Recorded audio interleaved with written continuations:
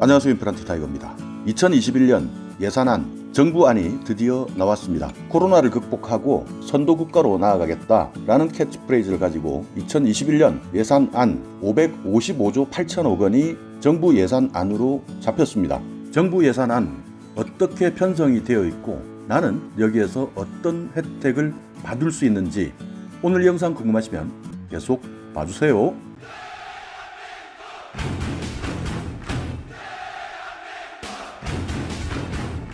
네, 2021년 예산 올해와 비교해 보면요 8.5%가 증가하는 규모고요. 3차 추경과 비교해 보면 1.6% 8조 9천억이 증가되어서 2021년에는 555조 8천억 원 이렇게 정부에서 예산안을 잡았습니다. 자, 이 내용은요 한국판 뉴딜을 본격적으로 추진하겠다. 그래서 디지털 뉴딜, 그린 뉴딜, 탄탄하고 촘촘한 고용 사회 안전망을 구축하겠다. 그리고 포용적 사람에 대한 투자를 확대하겠다. 이런 내용을 담고 있는데요. 큰 주제를 봤을 때는 빠르고 강한 경제 회복, 미래성장 동력 확보, 포용적 고용 사회 안전망 공고화, 그리고 국민 안전과 삶의 질을 제고하겠다라는 내용으로요. 분야별로 보면 산업, 중소기업, 에너지 이 분야에서는 22.9%가 증가한 전년 대비 5조 4천억 원이 추가되었고요. R&D 분야는 12.3% 상승했습니다. 복지와 일자리에서는 10.7%가 상승했고요. 환경 16.7%, SOC 11.9%, 국방에서 5.5% 증가했습니다. 자, 여기 2021년 예산안 중에서 10대 중점 프로젝트를 살펴보면요. 한국판 뉴딜 본격 추진을 위한 투자 여기에 21조 3천억 원을 배정했고요. 200만 개 이상 일자리를 지키고 새로 창출하는 투자 여기에 8조 6천억 원, 그러니까 고용유지 46만 개, 그리고 청년, 중장년, 소상공인 일자리 57만 개, 공공부문 직접 일자리 103만 개, 이렇게 해서 200만 개 이상 일자리를 내년에 창출하겠다. 8조 6천억 원을 투자하겠다. 이렇게 밝혔습니다. 이것 외에도 지역사랑 상품권, 소비 쿠폰 여기에 1조 8천억 원을 지원해서 20조 정도의 민간 소비를 창출시키겠다 이렇게 밝히고 있고요. 지방이 소멸하고 있는 이런 상황에서 지역 소멸 대응과 같은 국가 균형 발전에도 본격적으로 투자하겠다. 그래서 16조 6천억 원을 편성했고요. 혁신적 뉴딜 투자 펀드를 조성하고 기업 유동성 신성장 투자를 위해서 정책금융도 73조 공급하겠다. 일자리, 주거, 금융, 교육 여기에서 청년들에게 희망 패키지 투자를 하는데요. 20조 7천억 투자하겠다 이렇게 밝히고 있습니다. 그리고 복지 분야에서 보면요. 생계, 의료, 주거, 교육 이렇게 4대 사회안전망을 확충하기 위해서 46조 9천억 원을 투자하겠다. 생계급여 같은 경우에는 부양의무자 기준을 단계적으로 여기에 들어가는 비용 5조 5천억을 편성했고요. 의료의 경우에는 취약계층의 건강, 의료보장을 확대시키겠다. 18조 7천억 원을 편성했습니다. 주거 분야에서는요. 공적 임대주택 공급을 확대하겠다. 21조. 교육 분야에서는 내년부터 고교 무상교육을 전면 실시하겠다. 여기에 1조 7천억 원을 편성해서 총 복지 분야에 46조 9천억 원을 편성하고 있습니다. 그리고 코로나19와 관련해서 K방역, 자연재해 예방, 국민생명 지키기 3대 프로젝트를 하겠다. 여기 7조 1천억 원을 편성했고요. 마지막으로 국민생활환경 청정화 3대 프로젝트 해서요. 미세먼지 저감, 깨끗한 공기를 만들겠다. 먹는 물 관련해서도요. 안전관리를 더욱더 강화하겠다. 도시에 있는 숲, 자원순환을 촉진시키겠다. 녹색 생활, 그린 라이프, 공간 조성에 투자하겠다. 이래서 국민생활 환경을 청정화시키는데 3조를 투자하겠다. 이렇게 밝혔습니다. 자, 여기에 한국판 뉴딜 상당히 거창해 보이고 추상적으로 보이는데요. 이 내용은 그러니까 내년 21년 예산 21조 3천억, 일자리 36만 개를 창출하겠다. 디지털 분야에서는 7조 9천억, 환경, 그린 뉴딜 분야에서는 8조, 안전망 강화 분야에서는 5조 4천억 이렇게 해서 한국판 뉴딜 사업을 하겠다라고 밝히고 있는데요. 10대 대표 과제는 데이터댐, 지능형 정부, 스마트 의료 인프라, 그린 스마트 스쿨, 디지털 트윈, 국민안전 SOC 디지털화, 스마트 그린 산단, 그린 리모델링, 그린 에너지, 친환경 미래 모빌리티 이렇게 10대 대표 과제를 선정해서 수행을 하겠다라고 밝히고 있는데요. 더 자세한 내용은 시간 관계상 설명하지 못하는 점 이해해 주시기 바라겠습니다. 자, 그리고 빠르고 강한 경제 회복을 하겠다. 이렇게 준비하고 있는데요. 일자리 200만 개 유지하고 창출하겠다. 8조 6천억을 편성했고요. 근로자 45만 명에게 고용유지 지원금을 지원하겠다. 민간 일자리도 57만 개를 창출하겠다. 노인, 장애인 이렇게 공공일자리를 103만 개 제공하겠다. 이렇게 밝히고 있고요.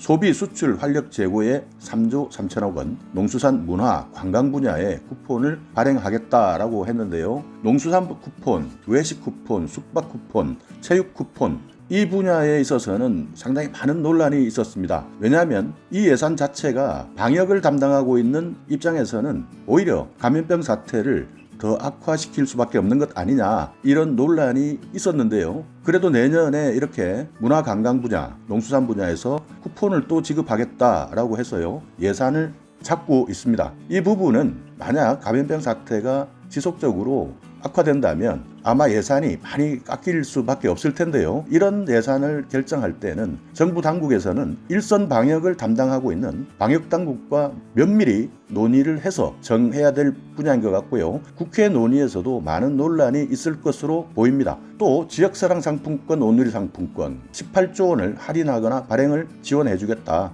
코리아 토탈 관광 패키지 여기에 한국 3대 관광 콘텐츠를 개발하겠다. K푸드, 의료, 뷰티 이런 수출 품목을 다양화시키고 신남방, 신북방 수출 시장을 다변화하겠다 하는 내용을 빠르고 강한 경제 회복의 과제로 선정하고 있습니다. 민간 공공 투자 분야에서도요. 65조 9천억, 국가 균형 발전 본격 투자에 대해서도 16조 6천억 이렇게 편성하고 있고요. 미래 성장 동력을 확보하겠다라는 분야에서는 혁신 생태계를 조성하겠다. 그러니까 한국판 뉴딜 그리고 소부장이라고 하는 소재, 부품, 장비 이런 분야에 대해서도 투자하겠다. DNA 디지털 고등인재도 2만 명을 양성하겠다. 신산업, 벤처산업, 혁신제품 공공조달을 확대하겠다. DNA와 빅3 이런 미래산업 육성에 7조 1천억 원을 지원하겠다. 신재생 에너지 그린산업에도 2조 1천억 원을 지원하겠다. 태양광, 풍력발전 인프라를 구축하겠다. 수소산업 생산, 유통, 활용 여기에도 인프라를 중점 구축하겠다. 아파트 스마트 전력량계를 보급하겠다. 노후 건물에 대한 에너지 빅데이터 시스템을 구축하겠다. 이렇게 신재생 에너지,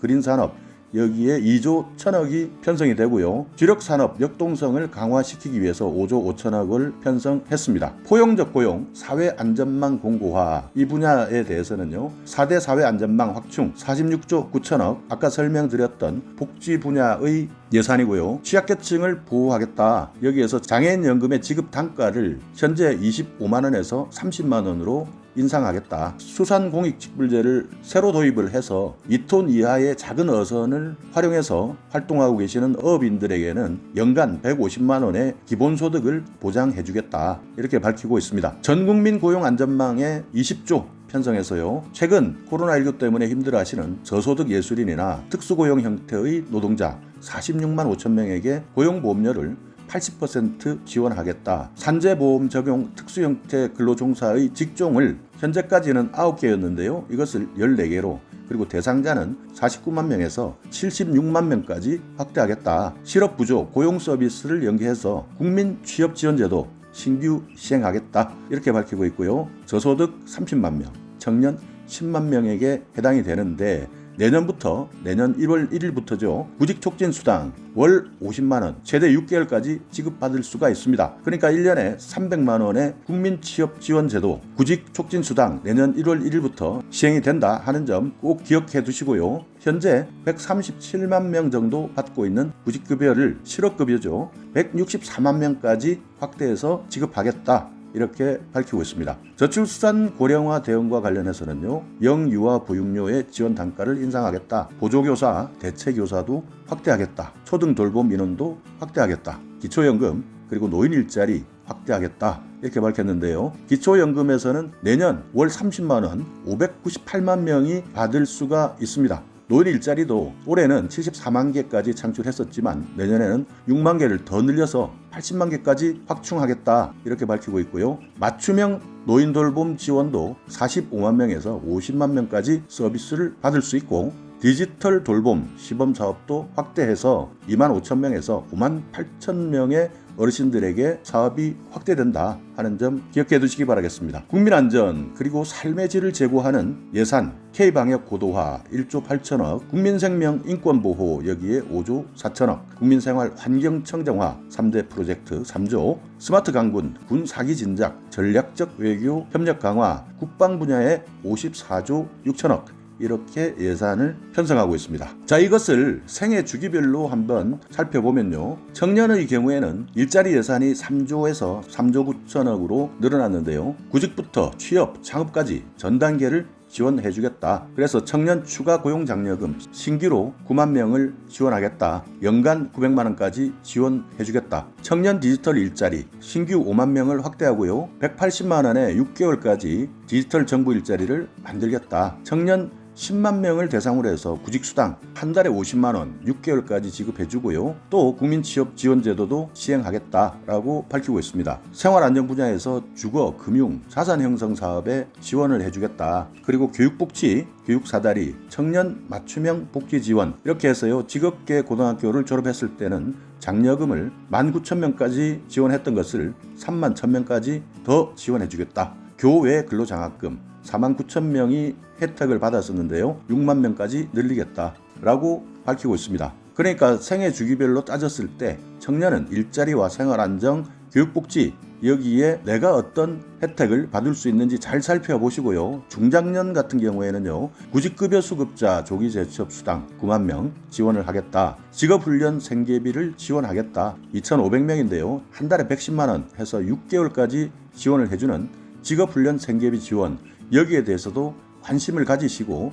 내가 해당이 된다면 꼭 확인해 보시기 바라겠고요. 재취업, 창업 컨설팅 이 분야에 대해서 500개 회사에 대해서 신설하겠다 이렇게 밝혔고요. 아동을 키우고 계시거나 신혼부부인 분들 여기에 해당되시는 분들은요. 보육이나 돌봄 인프라를 확대한다 하는 내용을 꼭 기억해 두시기 바라겠습니다. 보육료 지원 금액도 3% 인상을 하는데요. 보조교사, 대체교사도 확대하고 국공립 어린이집을 600개를 확충하겠다. 시간제 보육, 아이 돌봄 지원 시간 이런 것들도 계속 확대시키겠다라고 하니까요. 꼭 확인해 보시기 바라겠습니다. 주거안정 지원을 강화하겠다. 신혼부부에 대한 공적 임대주택 지원 5만 2천호까지였는데요. 6만 호까지 확대됩니다. 일, 가정, 양립을 할 수 없는 분야. 그래서 많은 분들이 일과 가정 사이에서 고통을 받고 계시는데요. 워라밸 일자리 장려금이라는 제도를 만들어서 현재 8,000명까지 지원해 줬었는데요. 이것을 내년에는 10,000명까지 한번 확대해 보겠다. 유연근무제에 따르는 간접노무비 8,000명 정도 지원을 했다면 내년에는 11,000명까지 확대하고요. 육아휴직 이런 관련된 지원금을 15,000명에서 2만 명까지 확대시키겠다 이렇게 밝히고 있습니다. 어르신들 같은 경우에는요. 내년부터 기초연금 수급자 전체 대상으로 월 30만 원을 지급합니다. 노인 일자리 80만 개를 확충하고요. 맞춤형 노인 돌봄 서비스 대상도 5만 명을 늘려서 50만 명까지 확대한다. IoT나 AI 기술을 활용해서 디지털 돌봄 대상도 58,000명까지 확대하겠다 이렇게 밝히고 있습니다. 자, 이것을 수혜 대상별로 또 나눠서 한번 살펴볼까요? 자, 소상공인이나 자영업자 여기에 해당되시는 분들은요. 융자 금액이 늘어난다. 3조 6천억까지 융자 금액이 확대된다. 그리고 신산업 창업사관학교 여기도 15개까지 확대가 되고요. 희망 리턴 패키지 46,000개, 스마트 상점 보급 23,000개, 비대면 온라인 판로를 지원하는 사업에 734억 원의 예산을 지원합니다. 저소득층은요. 생계급여 부양 의무자 기준 단계적 폐지된다. 긴급복지를 연간 10만 4천 가구 정도가 받으셨다면 내년에는 더욱더 확대돼서 긴급복지의 대상이 11만 5천 가구 이렇게 확대된다. 그렇기 때문에 긴급복지에 대한 예산도 내년에는 더욱더 늘어난다 하는 점을 꼭 기억해 두시기 바라겠습니다. 취약계층 151만 명 의료급여 증액하겠다. 다양한 소득, 연령 계층이 어울려 사는 통합 공공임대주택 4,000호 신규로 도입하겠다. 이렇게 밝히고 있으니까요. 내년 예산이 확정이 되고 나면 더욱더 자세하게 이런 하나하나 따져서 말씀드릴 텐데요. 현재까지는 정부의 예산 아니기 때문에 정보 차원에서만 기억해 두시기 바라겠습니다. 벤처 창업 기업도 해당되는 내용들이 많습니다. 장애인 연금 수급자를 전체 대상 월 30만 원을 지급하고 활동 지원 대상도 9만 1,000명에서 9만 9천 명까지, 그리고 맞춤형 일자리도요 2만 5천 명까지 확대하고 출퇴근 비용도 6천 명에게 신규로 지원해주겠다 이렇게 밝히고 있습니다. 농어민에 해당되시는 분들 농지연금 수급자가 13,000명에서 14,000명으로 확대되고요. 수산공익직불제 연 150만 원 보장, 작은 배를 가지고 조업을 하시는 어업인 연간 150만 원을 정부가 보장해주겠다. 농어업인 금융지원 뒷받침을 위해서 농업신용보증기금 재정을 1,300억까지 보강하겠다 이렇게 밝히고 있고요. 보훈이나 다문화 가족에 해당되시는 분들은 보훈 보상금이 3% 인상된다. 전상수당도 한 달에 23,000원에서 9만 원까지 인상이 되고요. 다문화 가족 사례관리사 이분들이 174명에서 208명까지, 그리고 통역과 번역을 지원해주는 인력도 312명까지 확대가 됩니다. 산골이나 섬에 살고 계시는 도서벽지 거주하시는 분들에게는요, 초고속 인터넷망을 574개소를 구축하고 공공 와이파이 15,000개를 확충하겠다. 디지털 역량센터도 1,000개를 신설하겠다. 이렇게 밝혔습니다. 자, 이렇게 2021년 코로나 감염병 사태를 극복하고 선도국가로 나아가자 하는 방향을 잡은 2021년 예산안이 공개가 되었는데요. 이 예산안이 국회에 제출되게 되면 국회에서는 많은 논의를 거치고 심사를 거쳐서 세밀하게 따질 것은 따지고 또 증액해야 될 부분은 증액시키고 필요 없는 예산, 논란이 되는 예산에 대해서는 뺄 건 빼고 하는 이런 과정을 다 거치고 나면 2021년 예산 확정이 될 텐데요. 2021년 예산 확정될 때 그때도 어떤 과정을 거쳐서 최종 확정이 되는지 국회 확정안이 나오면 또 한번 자세하게 여러분께 말씀드릴 수 있도록 하겠습니다. 자, 오늘 영상 여러분께 조금이나마 유익한 정보가 있었다면요, 오늘도 구독 그리고 좋아요 부탁드리겠습니다.